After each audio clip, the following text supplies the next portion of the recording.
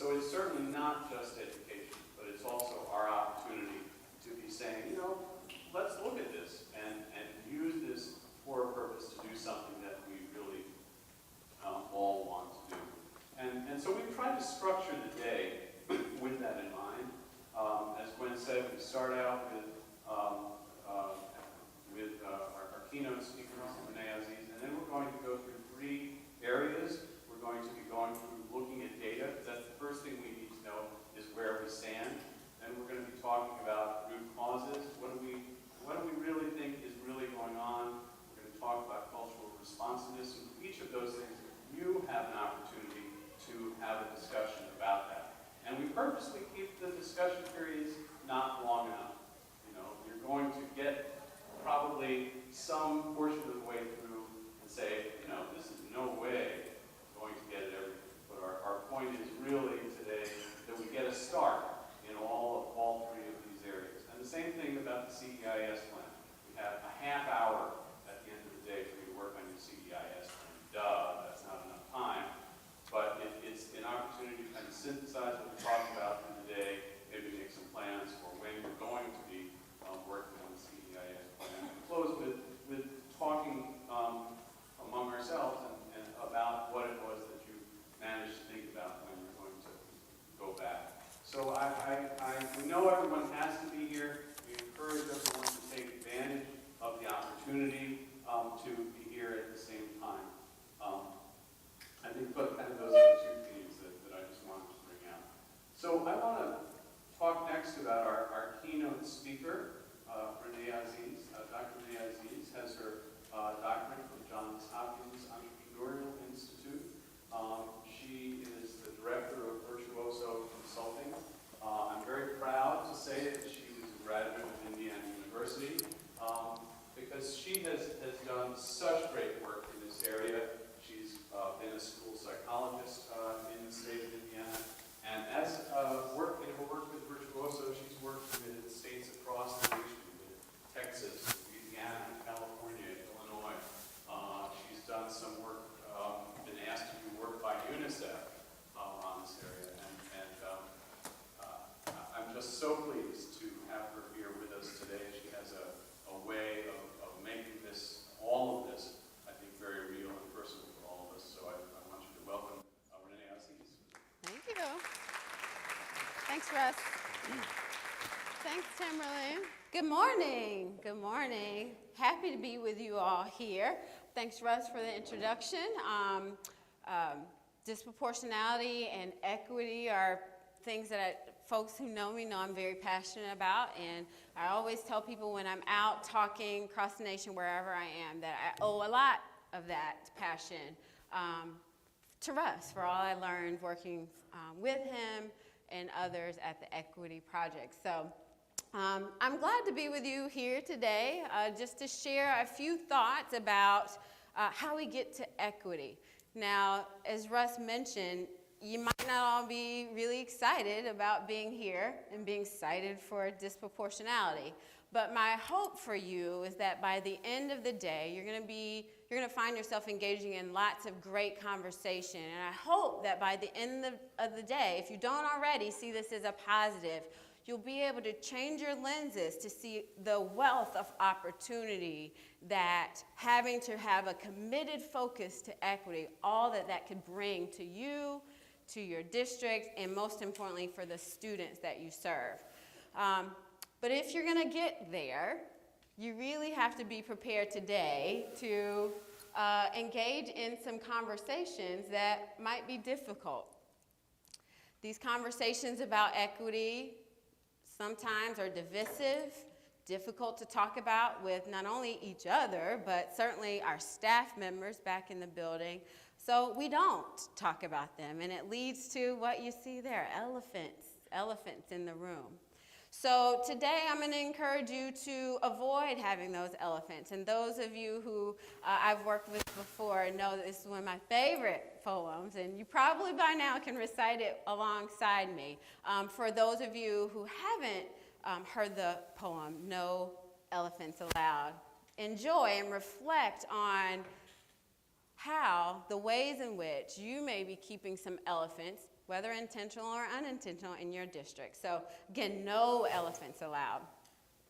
Poem says, there's an elephant in the room. It's large and squatting, so it's hard to get around it. Yet we squeeze by with, how are you? And I'm fine, and 1,000 other forms of trivial chatter. We talk about the weather, we talk about work, we talk about everything except the elephant in the room. But there's an elephant in the room, and we all know it's there. We're thinking about the elephant as we talk together. It's constantly on our minds, for you see, it's a very large elephant. And it's hurt us all, but we don't talk about the elephant in the room. Oh, please say its name, race. Oh, please say its name, culture. Oh, please say its name, poverty. Oh, please say its name, diversity. Oh, please say its name, disproportionality. Oh, please, let's talk about the elephant in the room. For if we can talk about its ills, perhaps we can talk about how to set it right. Can I say its name to you and not have you look away? For if I cannot, then you are leaving me alone in a room with an elephant. So my challenge to you all today as leaders in your districts is, as you're engaging in these critical conversations today that are going to be scheduled with time, don't avoid talking about elephants. We all have elephants, both personally and professionally, and what I know for sure is that there are some elephants that are contributing to disproportionality in your district. You got to figure out what they are.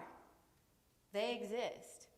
And so today your job is to ask for clarifications as you're having conversations with your team members.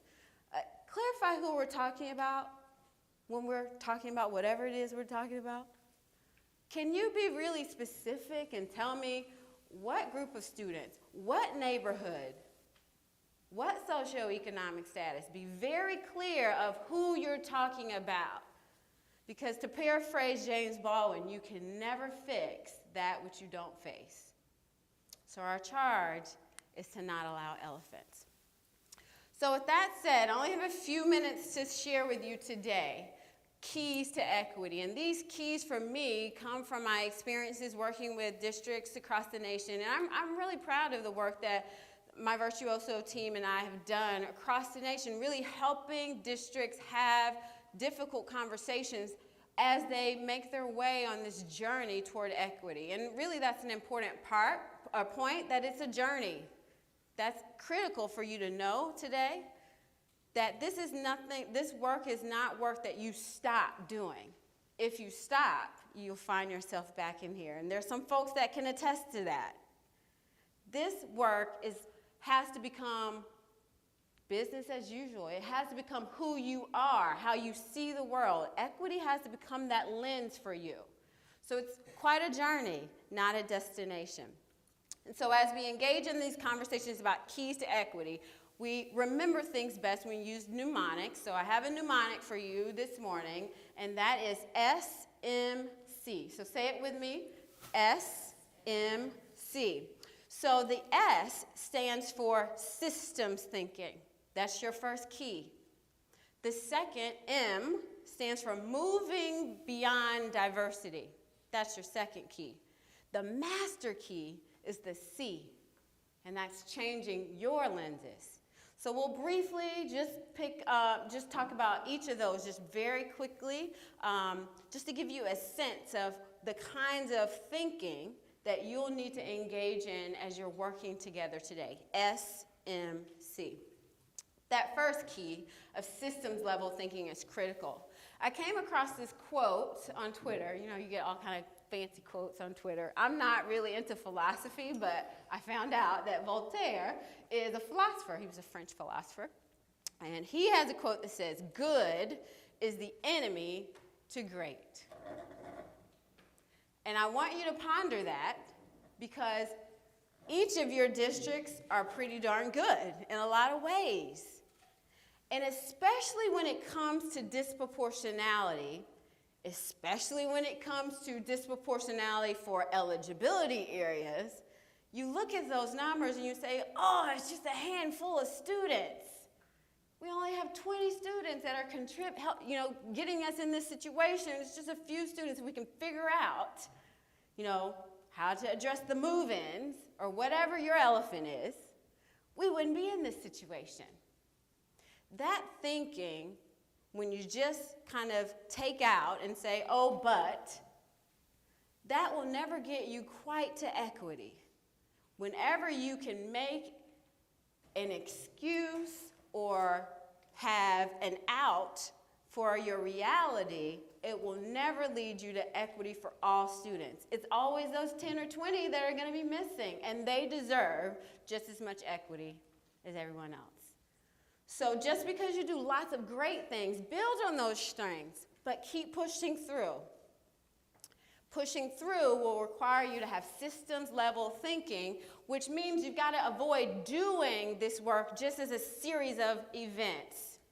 I've literally now seen hundreds of action plans, corrective action plans throughout the years, and one common characteristic that I see is that they have things like, we will engage in professional development sessions on culturally responsive assessment, culturally responsive instructional strategies. We'll learn about the effects of poverty.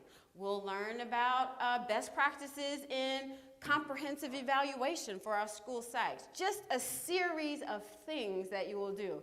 I've even seen very funny things to me that will be like, virtuoso team. That's what we're going to do. We're going to have the virtuoso team come, or you name whoever the consultant is that you're bringing. That's your plan. Think about that. You're just adding, it's an additive model, never trying to address the system. But don't shy away from changing the system. It's not a personal attack on you. Be willing and open to changing that status quo. Change always has to happen if things are to evolve. So when we find in your root cause analyses that there's some practices, some procedures, some things that we got to change, it doesn't make us wrong or bad, it just is. So let's engage in that systems level thinking. And so you can think of it using this visual of kind of digging up those deep roots. I want you to avoid today just talking about those shallow things, things just below the surface that you can easily address. Those are the easy things. And sure, they'll probably affect some numbers in the short term. But if you want to never have to be invited back to this meeting, you got to go way deep to those deeply latent roots that if you don't get to those, the weeds, the symptoms of disproportionality will continue to creep through, right? So you got to dig deep, change that status quo. Second key is M, moving beyond diversity. So let me first clarify what I mean by moving beyond diversity, because there's an assumption there, one that I value. And that assumption is that a non-negotiable to this work is that you must, in your corrective action plans, include strategies for increasing the awareness, the knowledge, and skills of everyone in your district related to culture. That's a non-negotiable around disproportionality. Disproportionality describes a disparity that should not be given related to a specific group, also referred to as a culture. Culture is not just about race. Culture is everything that we are. The African-American psychologist Wade Noble says, culture is to humans as water is to fish. It is our world. It's our environment. So given that, we have to include strategies for improving our proficiency around culture. That's a non-negotiable in this work. But you got to move beyond just the surface level diversity type things. The book studies, which are important, but won't lead you to equity because, again, they're not deep enough. So what we want to do is reflect on what things like Terry Cross says. Terry Cross kind of is one of the initial folks that taught us about this continuum of cultural competency and development. And he said culture is a problem-solving resource we need to draw on, not a problem to be solved. A lot of times districts think about culture in that way. Let's deal with the autistic kids. Let's deal with the ED kids. We got to fix that. Instead of thinking, what is it about the way that those students learn and demonstrate behavior differences that we can use as an asset to change the system again, change our interpretation of things. That's really important. Let me demonstrate that point to you. I want you to think about diversity and inclusion are very different, and people use those words interchangeably, and I'm going to encourage you to not do that after today. Diversity really refers to all the differences that we have. There's diversity in this room by gender, age, experiences, right, where we live. All the things that make us different can describe our diversity. Inclusion, though, means what we do with those differences. So a district can be diverse, but not at all inclusive. If you want to get to inclusion, you've got to be willing to engage in conversations about how you manage the dynamics of the difference. Are you still saying, here is the right, and this difference is somewhat discrepant from our view of right? Whose right is right and why? Is there a right? Maybe not. You should reflect on that as you work on your plan. So here's a quick example. Look at this image and think about what direction that dancer is spinning. Clockwise. Raise your hand.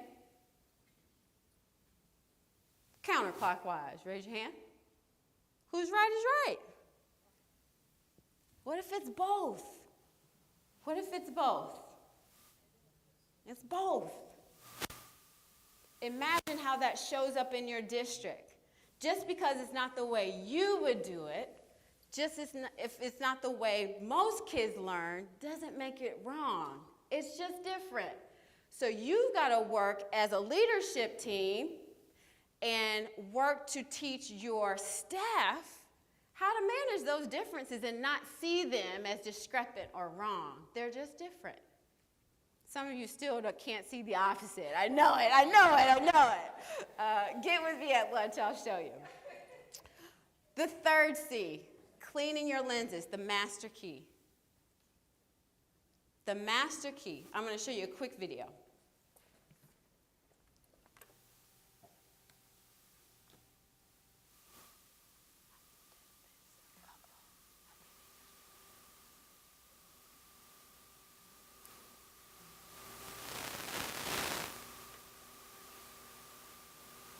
Maybe I'm not going to show you a quick video. But instead, if I were to show you that video, it would have you be able to see that what we focus on is what we see. Think about that. What you focus on is what you see.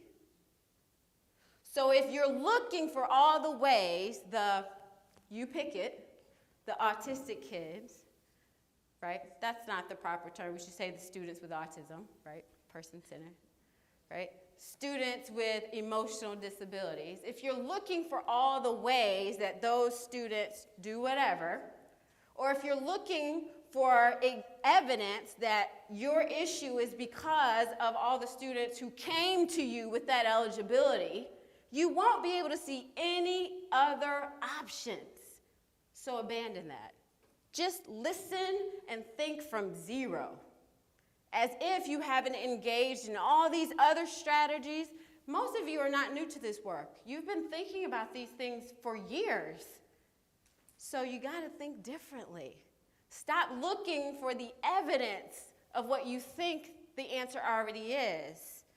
Instead, shine a flashlight on yourself, because we see things as we are, not as they are. So what it is that you think is contributing to the problem, you'll find evidence of that every time. So you have to have a diversity of thought around what your options are. And the activities today are really designed to help you engage in that deep level of thought, analysis around your issues. And so this work toward equity always begins with self.